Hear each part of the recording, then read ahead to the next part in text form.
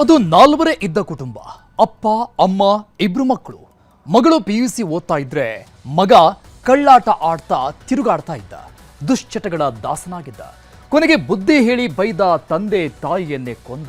ಅಡ್ಡ ಬಂದ ತಂಗಿಯನ್ನು ಕೊಂದು ಮನೆಯಲ್ಲೇ ಹೂತು ಹಾಕಿ ಸಿಕ್ಕಿಬಿದ್ದಿದ್ದಾನೆ.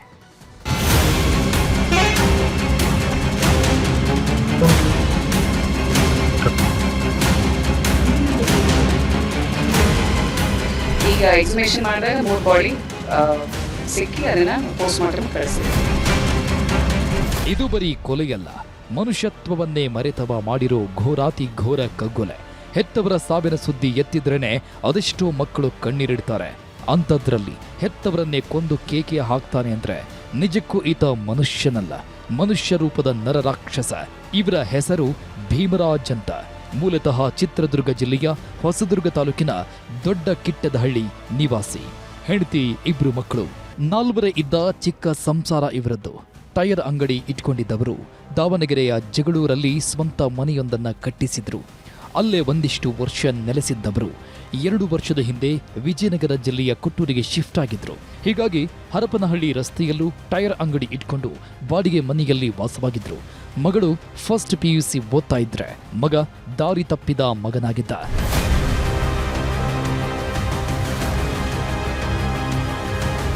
ಕೆಲಸ ಕಾರ್ಯ ಇಲ್ಲದೆ ಅಲಿದಾಡ್ತಾ ಇದ್ದ ಮಗನನ್ನ ತಮ್ಮ ಜೊತೆಗೆ ಕೆಲಸಕ್ಕೆ ಇಟ್ಕೊಂಡಿದ್ರು. ಇತ್ತೀಚೆಗೆ ಜಗಳೂರಲ್ಲಿದ್ದ ಮನೆಯನ್ನೂ ಮಾರಾಟ ಮಾಡಿದ್ರು.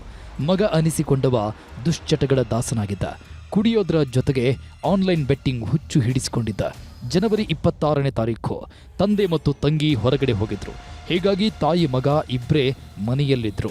ಈ ವೇಳೆ ಹೆತ್ತವಳ ಬಳಿ ಹಣ ಕೊಡುವಂತೆ ಪೀಡಿಸೋದಕ್ಕೆ ಶುರು ಮಾಡಿದ್ದ. ನನ್ನ ಬಳಿ ಇಲ್ಲ ಅಂತಿದ್ದಂತೆ ಜಗಳ ತೆಗೆದವ ಕತ್ತು ಸೀಳಿ ಕೊಲೆ ಮಾಡಿದ್ದಾನೆ. ಈ ವೇಳೆ ಅದೇನನ್ನಿಸ್ತೋ ಗೊತ್ತಿಲ್ಲ, ಅಮ್ಮನ ಜೊತೆಗೆ ಅಪ್ಪ ತಂಗಿಯನ್ನು ಕೊಂದು ಮುಗಿಸೋ ಪ್ಲಾನ್ ಮಾಡಿದ್ದಾನೆ. ತಂಗಿಗೆ ಫೋನ್ ಮಾಡಿದ್ದವ, ನಿನಗೊಂದು ಗಿಫ್ಟ್ ತಂದಿದ್ದೀನಿ, ಬೇಗ ಬಾ ಅಂದಿದ್ದ.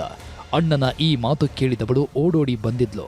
ಮನೆಯೊಳಗೆ ಬರ್ತಾ ಇದ್ದಂತೆ ಆಕೆಯ ಕತ್ತು ಸೀಳಿ ಬೆಡ್ರೂಮ್ನಲ್ಲಿ ಡೆಡ್ ಬಾಡಿ ಮುಚ್ಚಿಟ್ಟಿದ್ದ.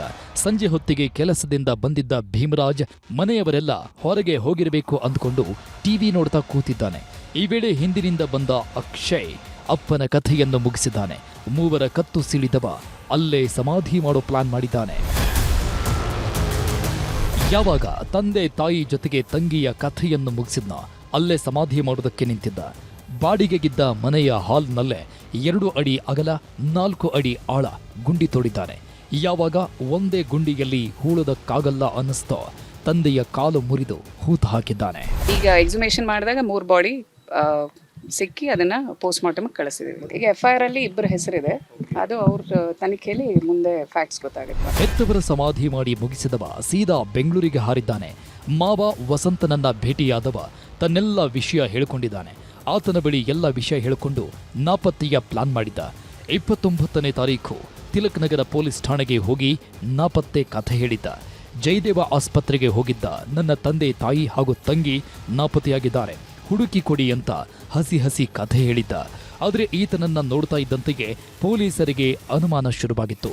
ಪ್ರಶ್ನೆ ಮೇಲೆ ಪ್ರಶ್ನೆ ಕೇಳ್ತಾ ಇದ್ದಂತೆ ಅಸಲಿ ಸತ್ಯ ಕಕ್ಕಿದ್ದಾನೆ. ಹೀಗಾಗಿ ಆರೋಪಿಯನ್ನ ಕೊಟ್ಟೂರಿಗೆ ಕರೆತಂದು ಮೃತದೇಹ ಹೊರ ತೆಗೆದಿದ್ದಾರೆ.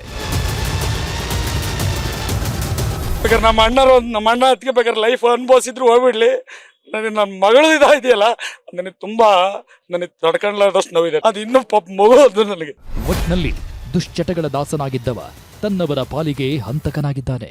ದುಡ್ಡಿಗಾಗಿ ತಂದೆ ತಾಯಿ ಜೊತೆಗೆ ತಂಗಿಯನ್ನು ಕೊಂದವನಿಗೆ ತಕ್ಕ ಶಿಕ್ಷೆ ಆಗಬೇಕಿದೆ. ಬಸವರಾಜ್, ಹರನಹಳ್ಳಿ, ನ್ಯೂಸ್ 18 ಬಳ್ಳಾರಿ.